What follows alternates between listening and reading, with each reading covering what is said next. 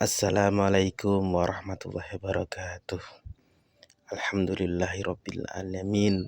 Assalatu wassalamu ala sayyidina wa maulana Muhammadin wa ala alihi wa sahbihi ajma'in, amma ba'du.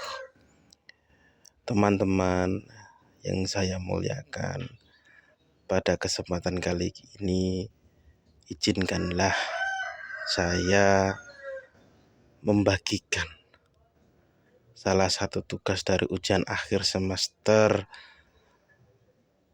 FITK PJJPAI UIN Siber Negara Cirebon, yaitu tentang membuat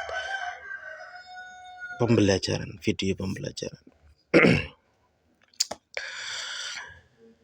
Untuk biodata saya sendiri, nama saya Walid Hamdan Sofi, NIM-nya 22811307666, kelas A16, dengan mata kuliah Komunikasi Pembelajaran Era Digital dengan pembimbing Bapak Ahmad Ibrizul Izzi SHMH, dengan judul Langkah-langkah dalam pembuatan konten pembelajaran yang efektif dan efisien. Kita tahu bahwa salah satu inovasi dalam pembelajaran atau KPM itu kita membuat video pembelajaran atau konten pembelajaran yang bisa kita buat versi atau bahasanya itu bisa menggunakan Canva, PPT, atau sekarang bisa YouTube atau dan sebagainya. Yang pertama adalah langkah-langkahnya menentukan tujuan pembelajaran. Maksudnya adalah menentukan apa yang ingin dicapai peserta didik setelah selesainya KPM tersebut. Jadi apa sih yang ingin kita capai dengan pembelajaran ini setelah KPM selesai? Saya kasih contoh mudah. Jadi semisal saya ingin memberikan materi tentang ciptaan Allah. Tadi tujuan dari penggunaan pembelajaran ini adalah, desain pembelajaran ini adalah agar siswa itu dapat memahami, menjelaskan, dan menyebutkan ciptaan Allah dan mampu membedakannya dengan ciptaan manusia. Oke kan, terkadang anak itu ketika tidak paham tidak bisa membedakan mana ciptaan Allah, mana ciptaan manusia. Jadi tujuan pembelajaran ini harus ditentukan terlebih dahulu agar mendapatkan hasil yang maksimal. Nomor 2, langkah-langkahnya adalah mengenali karakter peserta didik. Ya, dengan mempertimbangkan usia, latar belakang, dan minat siswa. Misal di kelas kita harus tahu dulu usia anak yang kita di kelas itu mengajarnya usia berapa, atau bahasanya itu kelas berapa, latar belakang mereka bagaimana, dan mereka itu berminat apa tidak dengan video pembelajaran yang akan kita buat. Kita harus menerka-nerka dulu yang bertujuan konten tersebut bisa menjadi relevan dan menarik dan mudah dipahami oleh siswa itu sendiri. Jangan sampai kita sudah membuat konten pembelajaran tapi siswa ternyata kurang berminat. Jadi kita harus benar-benar mempertimbangkan minat siswa tersebut.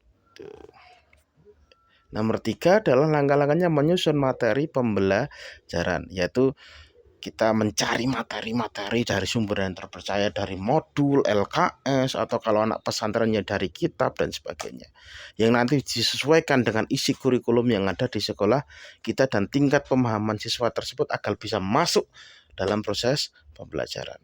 Dan tapi yang paling penting adalah gunakan bahasa yang jelas, ringkas, dan komunikatif. Jangan memakai bahasa yang jelimet yang justru siswa itu tidak paham. Makanya saya lebih suka justru memakai bahasa yang sederhana, yaitu bahasa sehari-hari agar siswa itu dapat memahami isi dari materi tersebut.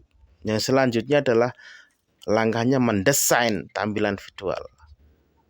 Visual tersebut ya kita harus menggunakan desain grafis yang menarik, yang konsistensi warnanya sesuai, tidak mencolok mata, tidak meribetkan mata, yang fontnya menarik, tata letaknya bagus, dan juga gunakan tools yang direkomendasikan seperti Canva, PowerPoint. Kalau saya sendiri ya mungkin 2 ini, Canva dan PowerPoint.